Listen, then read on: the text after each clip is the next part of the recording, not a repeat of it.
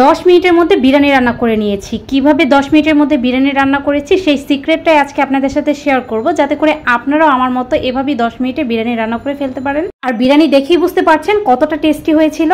চুলায় একটি fry pan বসিয়ে দিয়ে তার মধ্যে দিয়ে দিচ্ছি পরিমাণ মতো রান্নার তেল। তেলের পরিমাণটা আমি একটু কম ইউজ করেছি। পোলাও বা বিরিয়ানির মধ্যে আমি কিন্তু তেলের পরিমাণটা একটু কম ইউজ করি। তারপর দিয়ে দিয়েছি একটি দারচিনি, 2টা এলাচ আর একটি বড় এলাচ ইউজ করেছি। তারপর দিয়ে দিয়েছি তেজপাতা আর এখন দিয়ে দিয়েছি পেঁয়াজ কুচি। এখন হচ্ছে পেঁয়াজটাকে কিছুক্ষণ ভেজে নেব। ভেজে না হয়ে গেলে দিয়ে দিচ্ছি 1/2 চামচ আদা বাটা আর 1/2 চামচ রসুন বাটা। এখন পেঁয়াজের সাথে আদা রসুনটাকে কিছুক্ষণ ভেজে নেওয়ার পর এখন সামান্য পরিমাণে পানি অ্যাড করে দিলাম।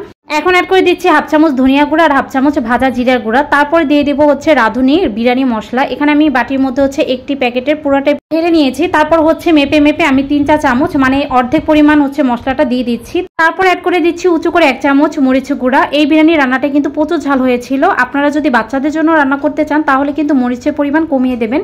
তারপর এখন হচ্ছে মশলাটা ভালো মতো কষিয়ে নেওয়ার পর চাল অ্যাড করে দিচ্ছি।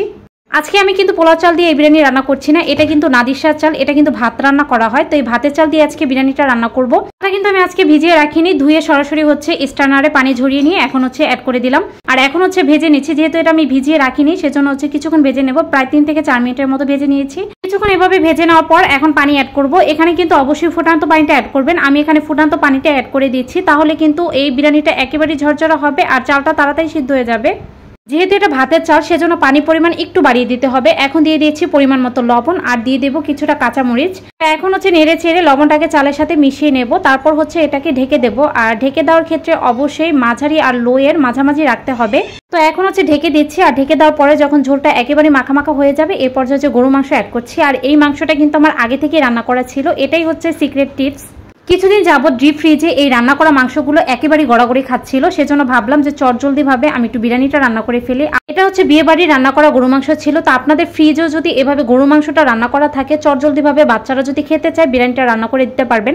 এই বিরিয়ানিটা খেতে কিন্তু অসম্ভব মজা হয়েছিল। তো যাই হোক, এখন হচ্ছে দমে বসিয়ে দেবো। সেজন্য হচ্ছে ঢাকনার যে ছিদ্রটা আছে কাগজের সাহায্যে আমি এভাবে হচ্ছে বন্ধ করে দিয়েছি। তারপর হচ্ছে নিচে একটি তাওয়া বসিয়ে দেবো। আর এভাবে হচ্ছে দমে বসিয়ে আমি 4 থেকে 5 মিনিটের মতো রেখে দেবো। দমে দেওয়ার ক্ষেত্রে অবশ্যই চুলার আঁচ লো থেকে একটু বাড়িয়ে রাখতে হবে আর ঢাকনা একেবারেই উঠানো যাবে না। 4 থেকে 5 মিনিট পর দেখতেই পাচ্ছেন রান্নাটা কিন্তু একেবারেই ডান। আর বিরিয়ানিটা কতটা ঝরঝরা হয়েছে আর চাল কিন্তু পুরোপুরি সিদ্ধ হয়ে গেছে। আজকের এই বিরিয়ানিটা আমি ঘি বেরেস্তা কিছুই অ্যাড করবো না, তবে আপনারা চাইলে কিন্তু অ্যাড করে নিতে পারেন। এখন হচ্ছে গরম গরম আমি এই প্লেটে সার্ভ করছি। আর দেখেই বুঝতে পারছেন এটা কিন্তু একেবারেই হুবাহু বিরিয়ানির মতোই।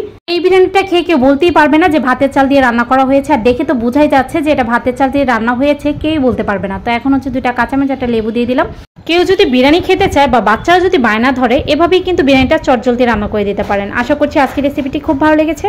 এরকম মজার মজার রেসিপি পেতে আমার পেজটাকে ফলো করে পেজের সাথেই থাকবেন। আজ এখানেই বিদায় নিচ্ছি। পরবর্তীতে কোনো নতুন রেসিপি নিয়ে খুব তাড়াতাড়ি হাজির হয়ে যাব। সবাই অনেক বেশি ভালো থাকবেন, আমাদের জন্য দোয়া করবেন। আল্লাহ হাফেজ, আসসালামু আলাইকুম।